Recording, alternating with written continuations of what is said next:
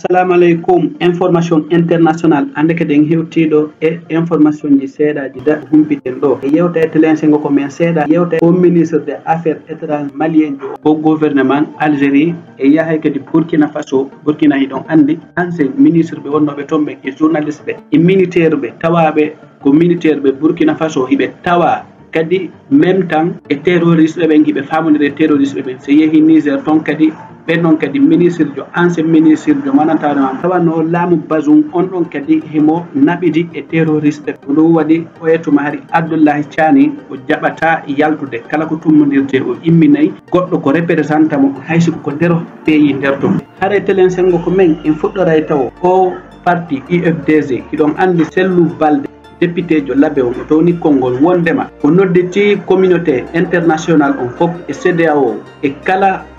communauté mananta horema daroto fi jolutugol bani adama hakkeji makko dim o nodditibe wondema kala élection ji meedadi organiser de lagine ko tongata selludalen gagnade ko vote den votede foti wujjaka haray no laabi pos wondema sellu gagnike hollay ko verboji fop haray o nodditi fop yobe wadu attention goddo ala feere kadi wondema selludalen tawete e o élection saataado do telensengo ko men hanki etene mon kurusa jannaybe kalmo ko be école ben fop be mobilise no be yaltini kala wondo ko der classe école be mobilise élève ben fop be yaltini be ko hore lawol be inni yobe soutenir Mamadi Doumbouya fi candidature makko on bedo be wonni mouvement be yaltinno élève ben fop ko lawol mo kala hino manifesto ino hala wonde Mamadi Doumbouya pose candidat ibe tawto Mamadi Doumbouya pose candidat donc andi fewn do gouvernement on Guinée ibe fi programme fête de indépendance donc andi ko jango le 2 octobre ko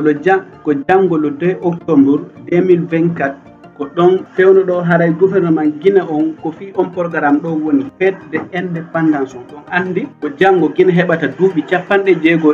jongi be hetti indépendance haray non o ministre de la défense o wiete do Idi Amin o jettuno kongol o inni wo baawo do seeda mawbe men baawo do ben seeda o wiete do Alpha Yahya e o wiete do Samori Touré hakkunde maninka ben e folbe ben hari hibe nabbindiri modda ibe jokki endam hande si tawi Alpha Yahya soholi sukabe wallitotodobe e telensengo gerji de be warta din Samori Touré mobay ton sukabe keldube yu jonnana Alpha Yahya si tawi kadi ko Samori Touré soholi sukabe be o wadda e di gerji Alpha Yahya mobi tay kadi sukabe kellude hunnambe wawbe ger jonnanamo o wi tunnon hino du'a hollude hande enen Guinébe be hakkunde o pullo e maninkajo o yididirnobe ko sana ko yaga wonno hakkunde mabbe haray non ko non o holli wo ko o politique woni ukkinirde hakkunde o pullo futa e o maninkajo ko politique woni bonnude jokkere enda wonde hakkunde men den jonnon haray mi adda do lan kanko Idi Amin ko kanko ni ministre de la défense jongi on noma don ko jelo wara ko pullo woni warude maninkajo kako maninkajo woni warde pullo nde o yalta o inna hari hi mawbe men ben hino jokkuno endan yo haala ni taw be o feƴƴani ben be o laami ben policier be militaire ben gendarmerie ben sibe yehi ko manifestation woni be woni tawoyde be wona kure be jogiti wona bombu be jogiti yobe andu kadi hakkunde mawbe ben ko weldunobe ko jokkaynobe endan hakkunde mawbe men baawo harande o wando holla dum population on yo hollu dun taw kambe militaire ben e gendarmerie ben e policier ben haray don andi bawuri kanko kadi o yahuno ko Assemblée Générale Nations Unies to o yeyiton o yewti kon wondema hande ko nyalande de nyalaade tati o holliri ko le 28 septembre 1958 Guinée landiti hoore mum ko le 28 o dari yeso Nations Unies haray o hollitorno don kadi wondema Guinée hino woni pere wallitagol kala pays wondudo e angal sécurité mi anda si tawi bawoli mo anditi fi telensengo Guinée e so yejjutu wonde makko Guinée o iw haray o inni wo Guinée hino woni pere yettugol ko fotata e 650 policier nababe IT fi wallitagol gouvernement IT on no sécurité on ñibiraton idon andi Guinée taw nabi ko fotata wa 400 policier ton e Kenya dun do fo nandi haray be yejjiti angal sécurité wondo ko men on be alajibe warabe de balde do e façon agression jigo di wonde nande hedde ton e Guinée e sécurité telensengo ko lawol haray dum do no hawni tuma ƴettata sécurité waɗana goɗɗo accaka ma haray ɗon andi mouvement ji ɗin telensengo Guinée ko tawata yimɓe ɓen hino hani hettude hakkeji mum ɗin hiɓe heewi haray force vive on kamɓe fewndo ɗo ɓe tampinama sande ɓe memmini wo hiɓe nangede si ɓe windi hiɓe nangede si ɓe mottodiri hiɓe nangede yehi ha avocat ɓe guinéen ɓen kamɓe tigi ɓe inni wondema ko gouvernement o woni wadde ɗo hiɓe du'a accirde ni ɓe tampini jama on memminiɗo wo ko nangueteɗo wowluɗo wo ko nangueteɗo kala koɓe tummodiri ɓe yahay ɓe nanga ɓe remike ɗon e yahay télésengo e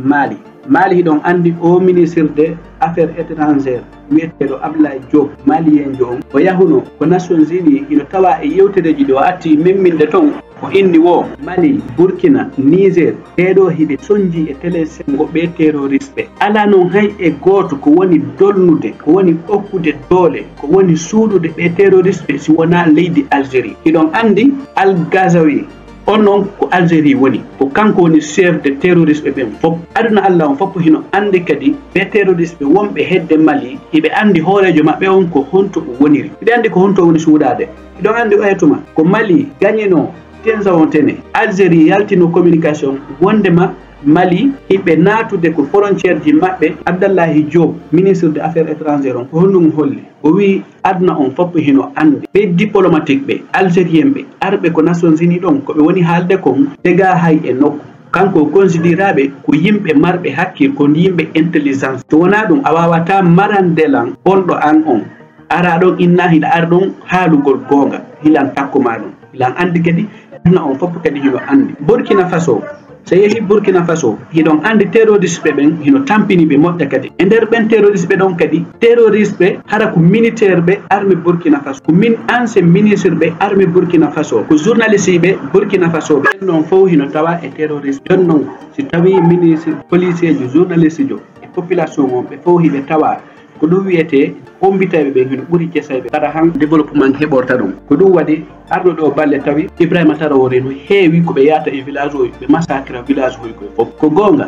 koɓe wiyata ko juɗowo tew mo ñoto kon siltude hay so tawi ɓen noon ko innocent ɓe si yeehi haaro bel naati e